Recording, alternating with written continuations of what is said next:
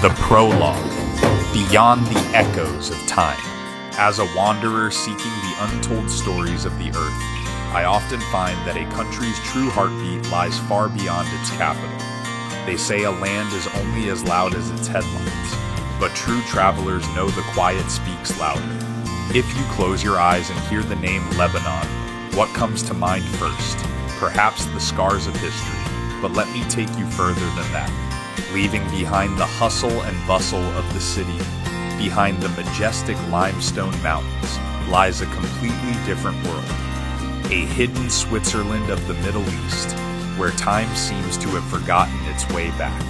It is a realm where the wind whispers ancient secrets through the valleys, inviting the weary traveler to finally breathe. X. Beirut, the Paris of the East. Beirut is often called the Phoenix. While that sounds beautiful, it's actually a testament to the resilience of its people. Did you know that this city has been razed and rebuilt 7 times? If you visit Beirut today, you'll still see the scars. People don't hide their pain. They simply clean up the rubble, replant trees, and continue living. Rebirth here isn't a miracle. It's a daily choice for each resident. Bai is so beautiful and elegant that it's called the Paris of the East.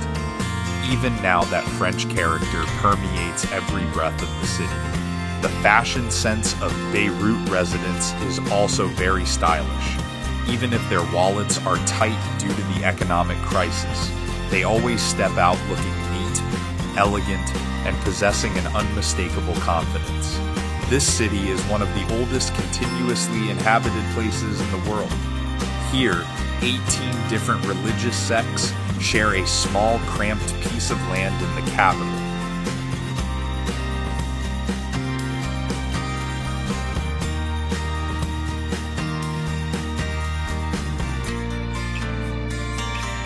This diversity isn't always peaceful.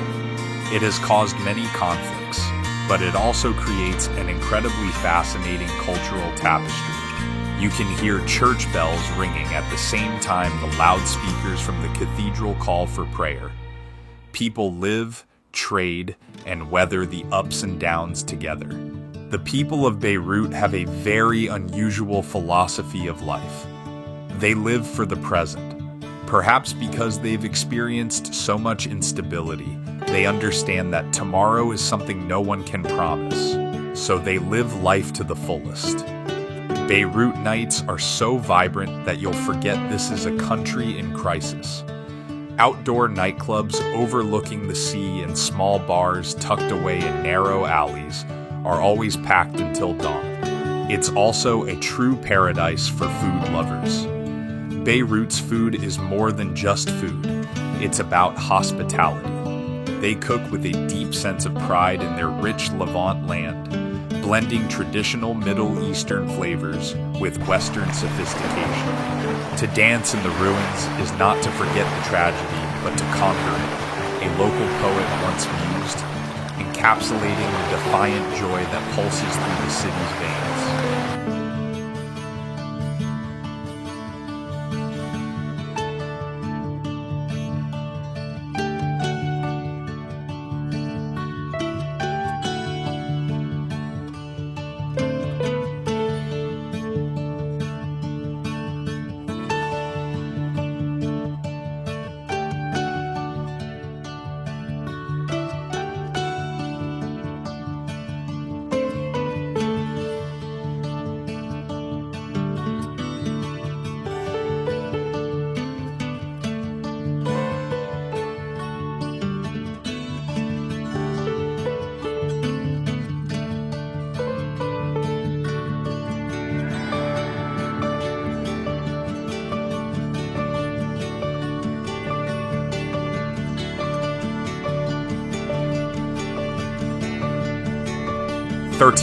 Biblos, the legacy of letters.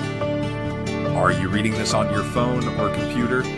Either way, we all owe Biblo a thank you. About 3,000 years ago, the Phoenicians living on this very land grew tired of the complicated drawings of the Egyptians and Babylonians.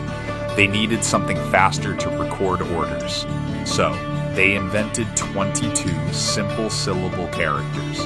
That's the ancestor of the alphabet you use today. Every time you send a text message, you're essentially using a legacy invented right in the narrow streets of Byblo. If you went back in time to ancient times, the port of Byblo wasn't as quiet as it is now. It was bustling and noisy like a first-ass shopping mall. Byblo and ancient Egypt were strategic partners. The Egyptians were crazy about Lebanese cedar wood. They needed it to build warships and make luxurious sarcophagi for the pharaohs. Conversely, the Babylonians brought back pure gold and papyrus from Egypt. This connection is so strong that the word Bible or bibliography we use today actually originates from Byblo. The port of Byblo today is tiny and peaceful, with fishing boats painted blue and red bobbing on the water. There's something rather paradoxical about Byblo. You climb the mountains and find fish. This land contains fossil deposits from the Cretaceous period. About 100 million years ago, this place was the bottom of the deep sea.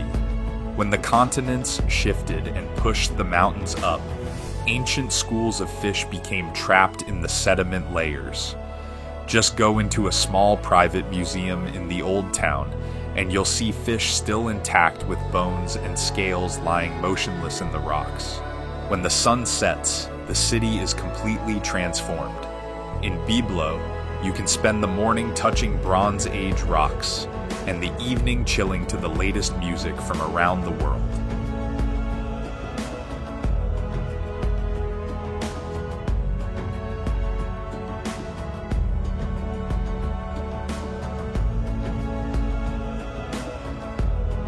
It is a place where history does not sleep in museums. It dances wildly under the Mediterranean starlight.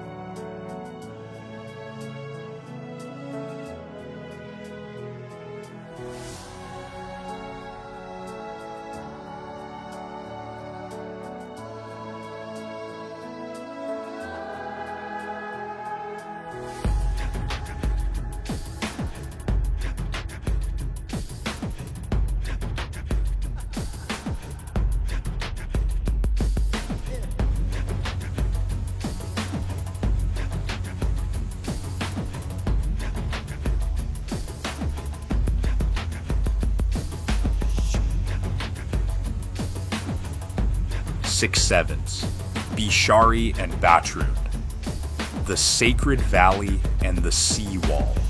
Bishari is like a serene old man guarding the gateway to the Kadisha Valley, a sacred land where centuries ago Maronite hermits chose refuge amidst jagged rock formations.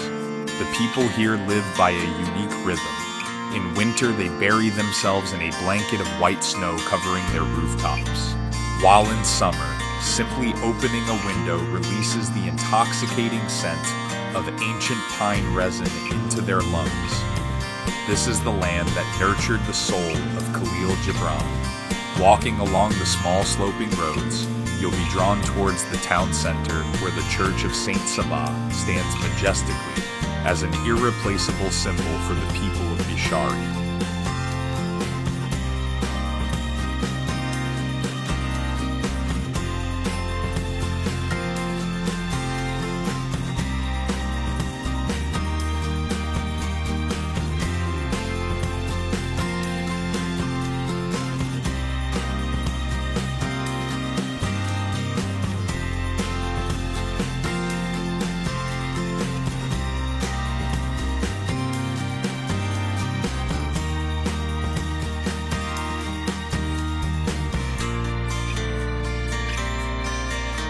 Exegi, Tripoli, and Anjar, the tapestry of empires. This is Lebanon's second largest urban center. To be honest, stepping into Tripoli is like entering a colorful tapestry painted over centuries. The majority of the population is Sunni Muslim, but a few walks will reveal communities of Alawites, Christians, and even Armenians living side by side. And if you want to know who the true masters of this city are, just look up. The ancient citadel of Tripoli stands tall, observing everything from above. It's not just a pile of old bricks and stones, but one of Lebanon's most formidable military structures. It boasts everything from thick defensive walls and dark tunnels to vast vaded halls. In the past, its complex design was intended to make any enemy that attempted to infiltrate feel disoriented, slowing their advance and allowing the soldiers inside to better defend themselves. Few people know that off the coast of Tripoli lies a group of small islands, known as the Palm Islands Nature Reserve or Rabbit Islands.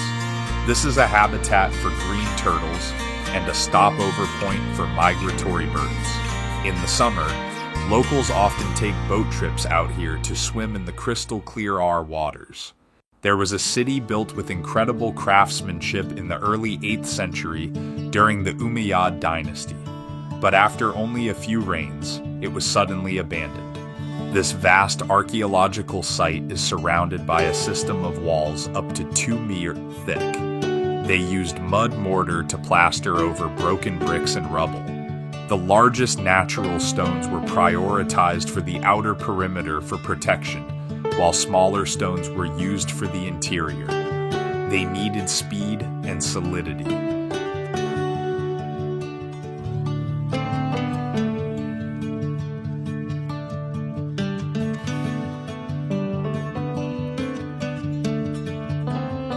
The 8.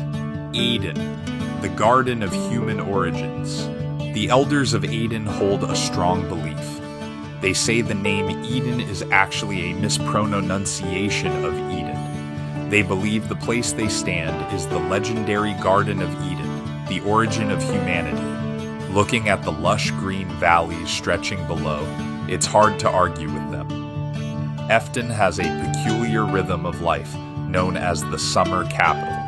When the summer sun beats down on the hot Zagata coast, the entire town bustles with activity, heading back up the mountains to Aden.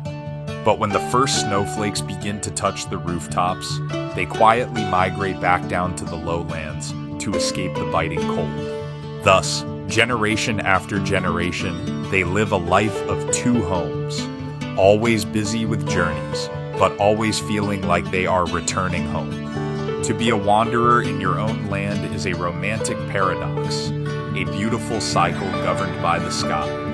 Walking beneath the ancient trees of Horsha Aden, you are passing through the habitat of over 1,000 plant species.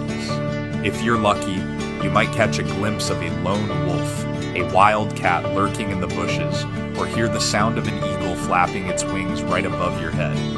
Here, humans are merely guests, while nature is the true host. Lebanon has many places that make kebab, minced meat mixed with barley, but the Eni cave here is in a league of its own. Eden is known as the kingdom of this dish. Instead of small round balls, the kebab here is spread evenly on large trays, baked to perfection with rich lamb fat and a variety of secret spices passed down by the Highland housewives.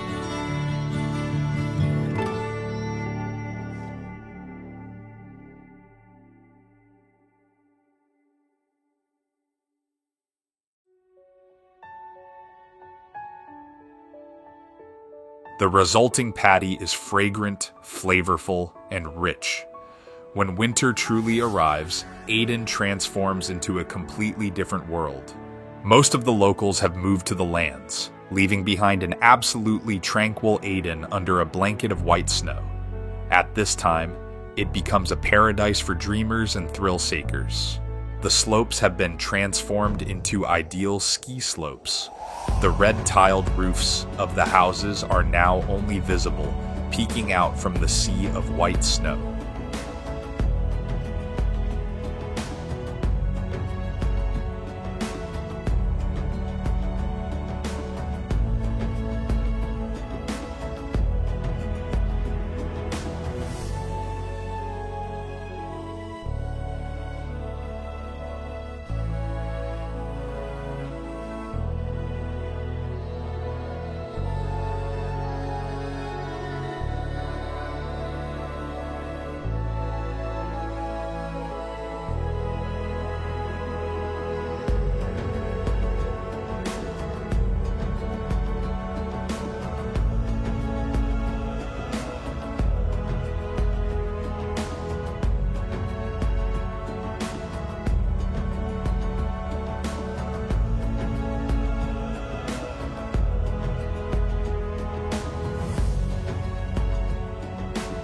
This church is not just a place of prayer, but the very soul of the Maronite Highland community.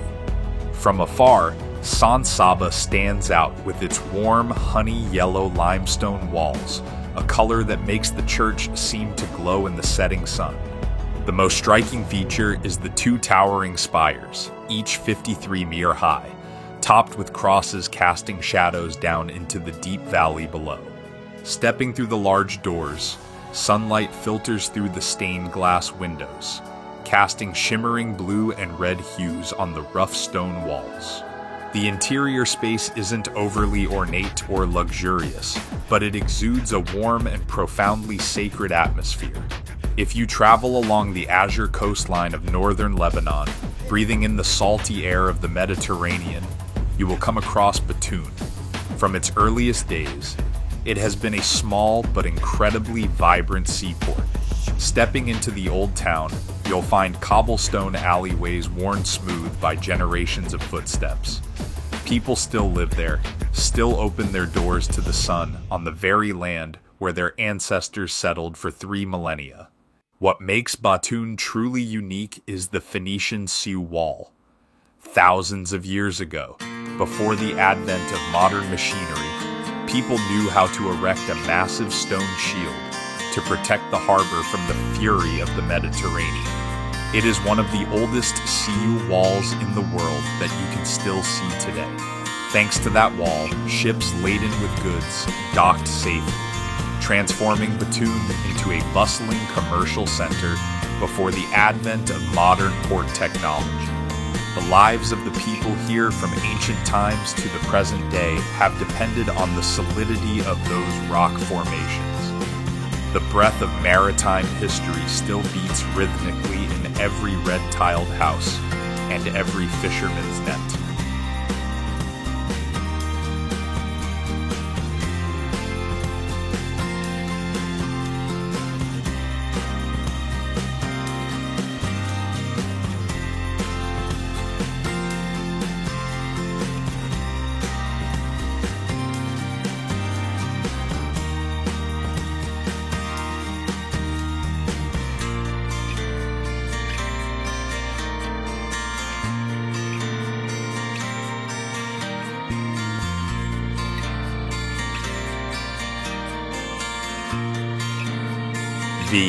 The Cedars of God, a link to heaven. If you look up at the peaks surrounding the village, you'll see the silhouettes of the silent gatekeepers. These are the Cedars of God. For the people of Deir el-Kamar, or anyone in this mountainous region of Lebanon, the cedar tree is not just a symbol on their flag. It's a source of pride that runs in their blood. They call the forests of Shuf or Bashari Holy Land. Just try standing under a 1,000-year-old cedar tree. It feels like standing before an ancient ancestor.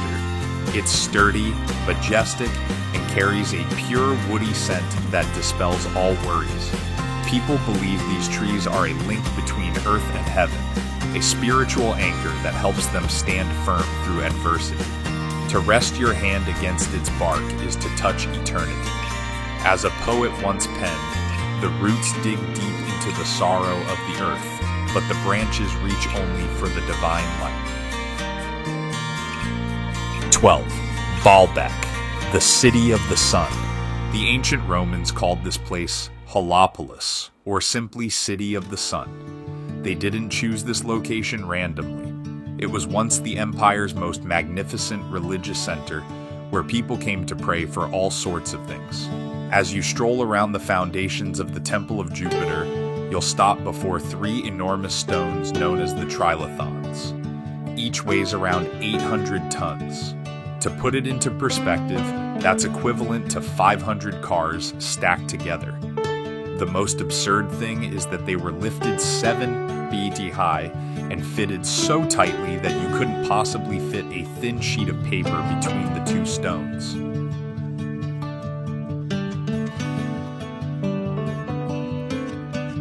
There were no electric cranes or hydraulic machinery back then. Looking at these stones, the first question that comes to mind is, how did they get them up there? If you think 800 tons is the limit, Walk a short distance further to the nearby ancient quarry.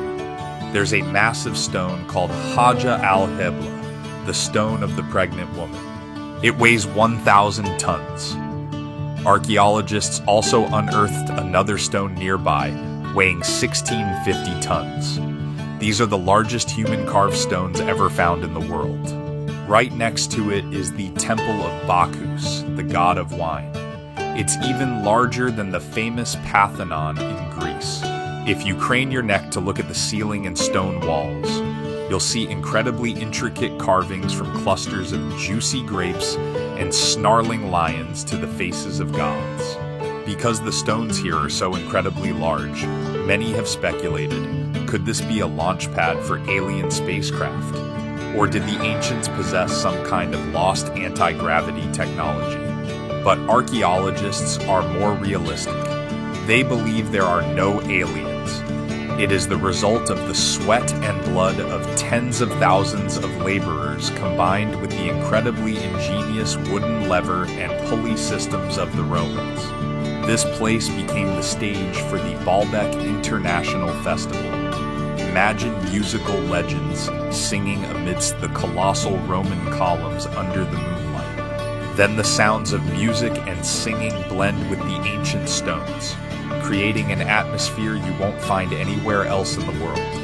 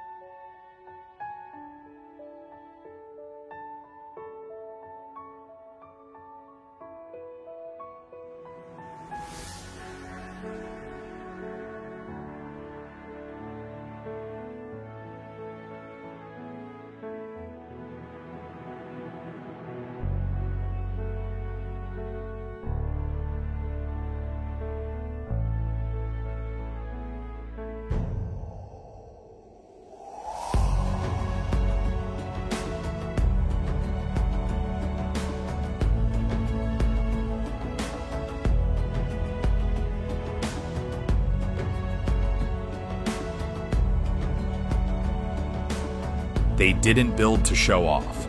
They built to assert power and protect their borders.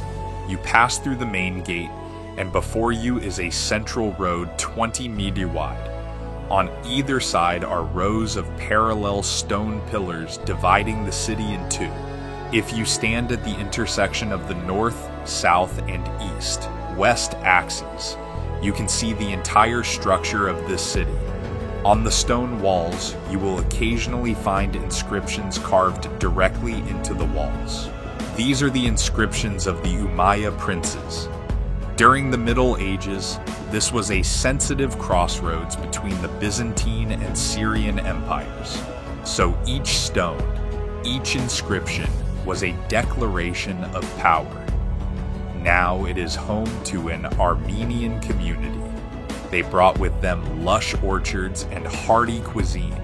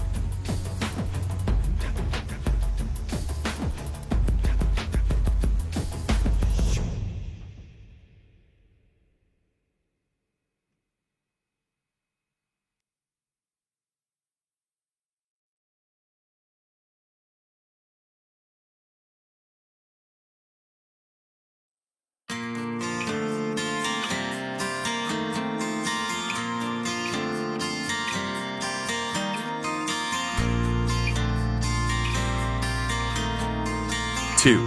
Duma, the village of golden stone and red tiles. Here, people don't live by clocks, but by the rhythm of nature. Centuries-old stone villages, roofs ablaze with red tiles under the sunset, and a culture of warm and welcoming hospitality. Wandering through these high-altitude havens feels like leafing through an ancient, illuminated manuscript. Seen from above, Duma resembles a jumble of vibrant red pieces nestled in a verdant valley. But as you step onto the cobblestone streets, you'll see that the red isn't paint, but the color of the terracotta roof tiles that have sheltered generations through snowy seasons. The houses are built of golden limestone, a stone that brightens with the sun and deepens with the rain. You'll see the characteristic arched windows. Locals call them the eyes of the house. Staring into those architectural eyes, you can almost feel the soul of the village, gazing back at you, bearing witness to centuries of fleeting seasons. Some houses have entrances so narrow you have to lean to one side, but once you step through, it opens onto a shared courtyard filled with jasmine and lush green vines. That's how the people of Duma design their lives. Outwardly reserved, but inwardly open. Here, neighborly relationships are so close that there seem to be no secrets. You'll find them sitting around small wooden tables chatting about family matters. In Duma, the affairs of one household are the affairs of the entire village. They don't just live next to each other, they live together. To walk among them is to realize how much the modern world has sacrificed for the illusion of independence.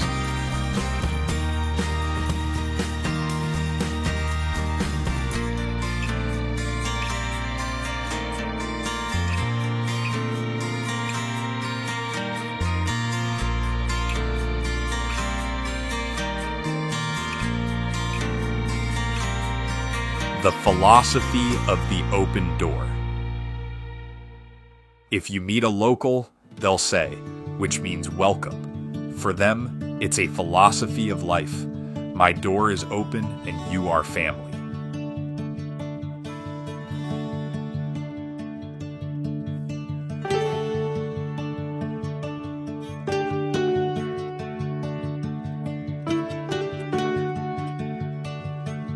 A stranger is just a friend who hasn't yet shared a cup of coffee. An old man once told me with a smile carved by time.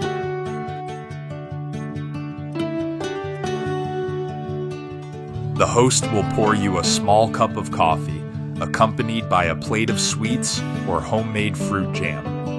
The aroma of Lebanese coffee is intoxicating.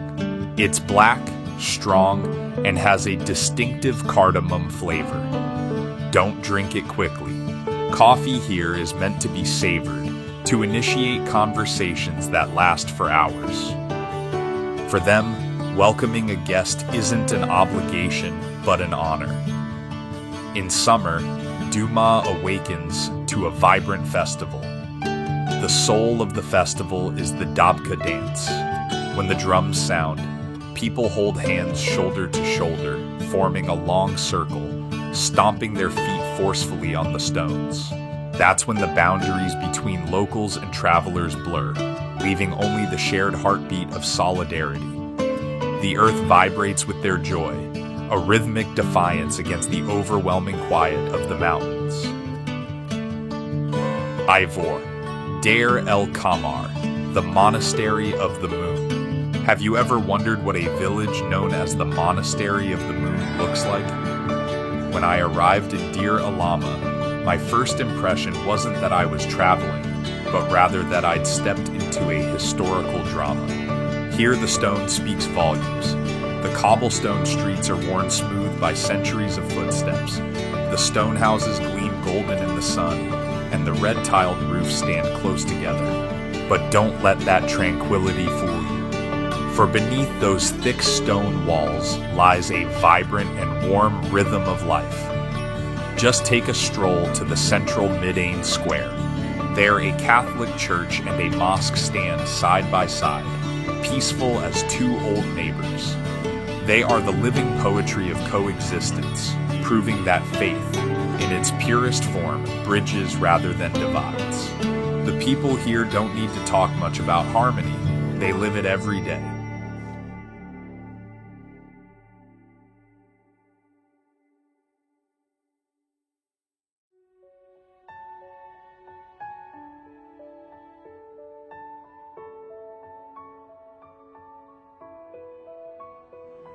Six. Mune. The wisdom of the highlands. Winter here is harsh. Snow can cover the paths overnight. The people adapt to it through a culture called mun. When you pass by the porch of a local family in late autumn, you'll see a scene of extreme activity. The women of the highlands, the wisdoms of the kitchen, are busy preparing food reserves. Their lively laughter and chatter mingle with the rich aroma of green fig jam simmering over a wood fire, the tangy scent of dried tomatoes, and the nutty fragrance of various seeds. They work tirelessly. Some salt olives, others shape lab cheese into small balls and soak them in oil, while still others carefully package jars of golden fig jam. Mune is more than just food reserves. It's the essence of summer, preserved for the cold winter days. It's not ostentatious, a truly meaningful life, needing no one to praise it, yet shining in its simplest and most enduring way. In their capable hands, survival is elevated to an art form, painting warmth onto the coldest canvases of nature.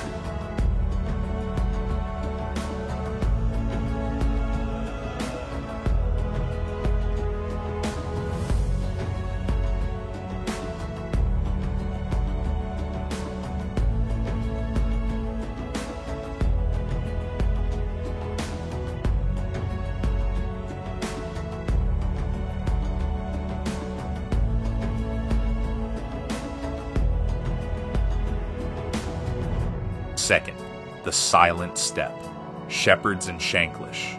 Continuing north, the map faded into a deep green expanse and the cell phone signal gradually disappeared. This place didn't greet you with flowery words. It welcomed you with a silence so profound you could hear your own heartbeat in the vast steppe. Entering the village, the first thing you see isn't luxurious villas, but rustic stone houses. The locals don't paint elaborately. They let the gray limestone weather its natural state, weathered by the elements. I happened to meet a local woman who showed us around her century-old house. Life in the mountains isn't measured by calendars, but by the footprints of goats and sheep. Their main occupation is raising sheep and goats, selling goat milk and making cheese. They say grazing is easier in the summer than in winter. In the summer, they herd their flocks to the highest mountain peaks to find fresh grass and cool air.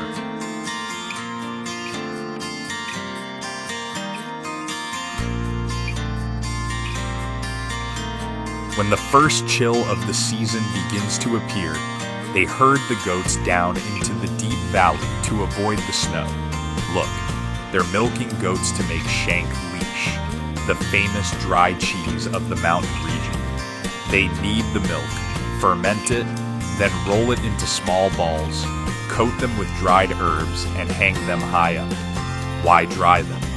Because during long migrations, they need a food that won't spoil and provides enough energy to walk dozens of kilometers through the forest.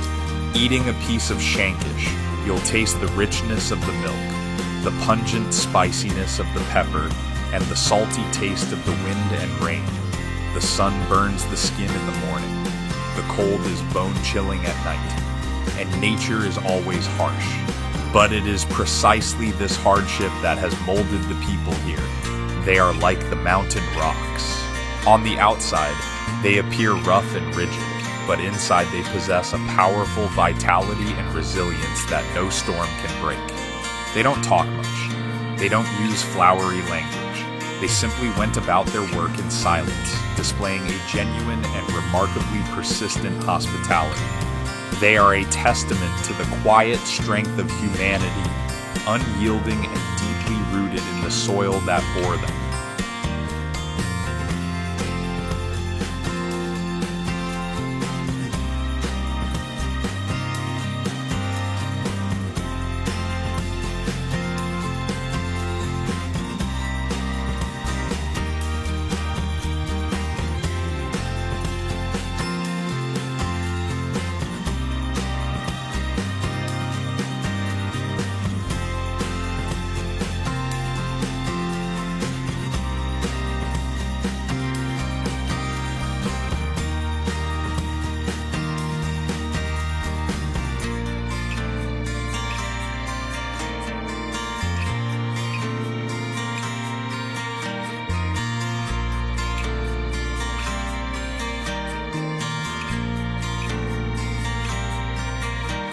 Ikes, Jezeen, waterfalls, and the Phoenix spirit. The first thing you hear when you arrive in Jezeen isn't the honking of cars, but the roar of water.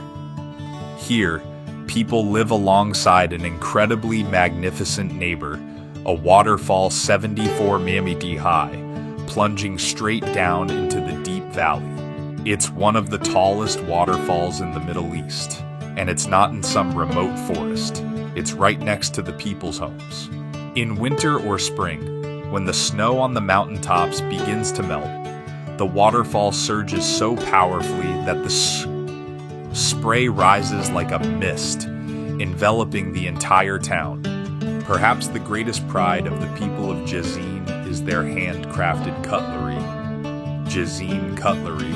The handles are made from buffalo horn or camel bone. The artisans meticulously carve and shape the horn into the form of a phoenix head. When I asked an old craftsman why the phoenix was chosen, he just smiled and said it was a symbol of the Lebanese spirit. No matter what happens, they always rise stronger. Fire and water, destruction and creation, the eternal dance of this resilient land is captured beautifully in every piece of polished horn.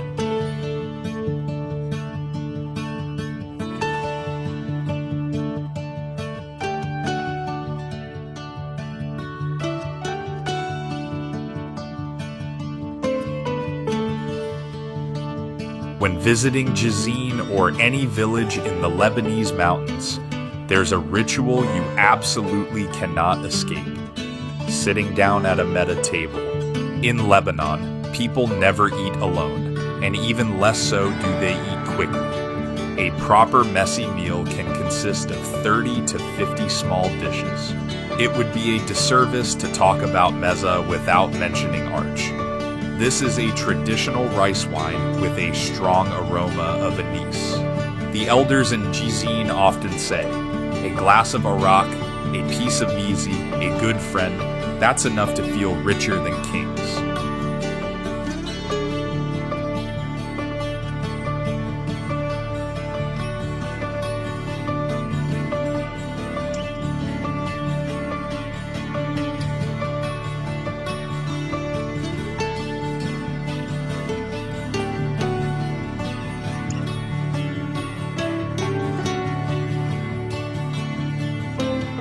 (11) Sidon, the ancient craftsman. Few would guess that beneath the dust of those humble stalls lies one of the most important cities of ancient Phoenicia.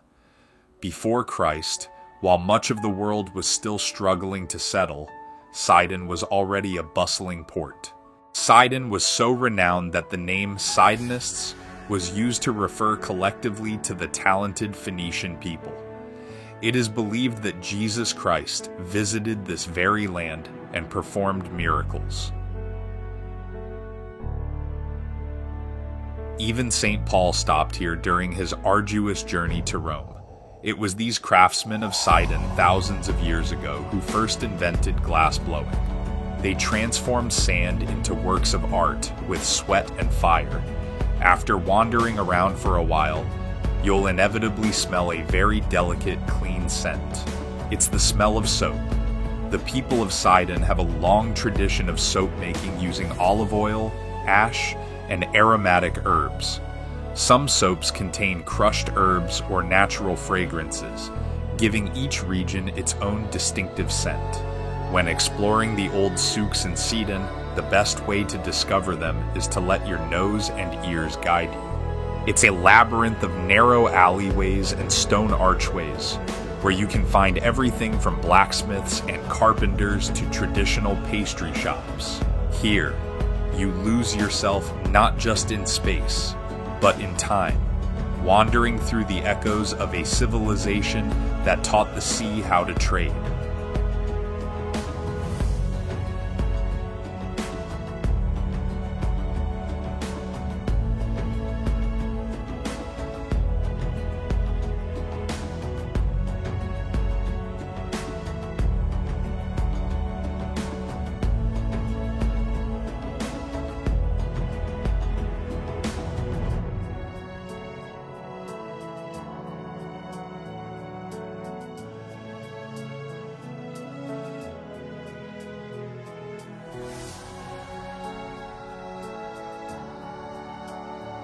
What 14? Tyre, the impregnable island. There's an interesting detail that few people notice when looking at a map of Tyre today. It wasn't originally connected to the mainland like this. In the past, Tyre was an unruly island. The city was divided into two parts, an area on the shore and a fortress isolated offshore with towering city walls.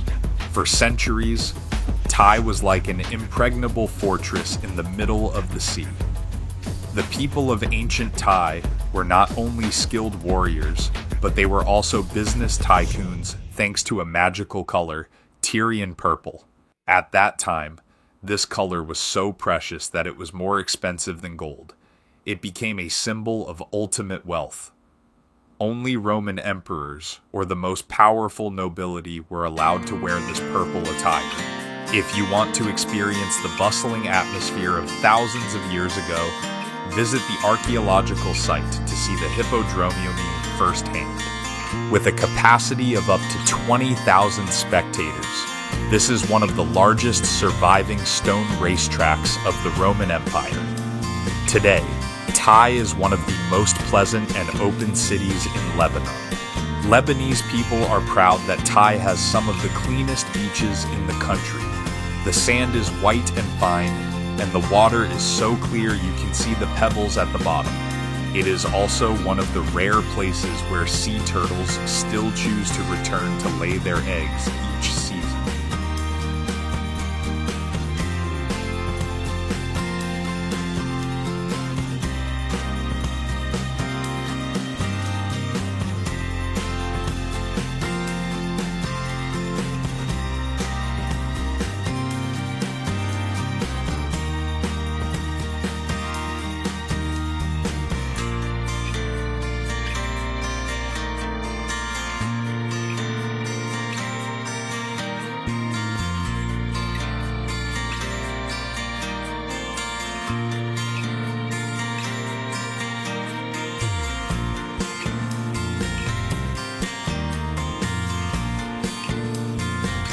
Seven. Epilogue. The soul in the silence. Lebanon's soul isn't just found in its cities, but in the quiet rhythms of these hidden mountains. From the ancient cedars to the warmth of the people we met along the way, this journey has been a reminder that the world's most beautiful places are often the ones we least expect. To travel is to discover that everyone is wrong about other countries. A wise writer once wrote, "Here, amidst the whispering cedars and the enduring stones, the truth of this land unveils itself. A breathtaking tapestry of resilience, waiting patiently for those who dare to look beyond the veil."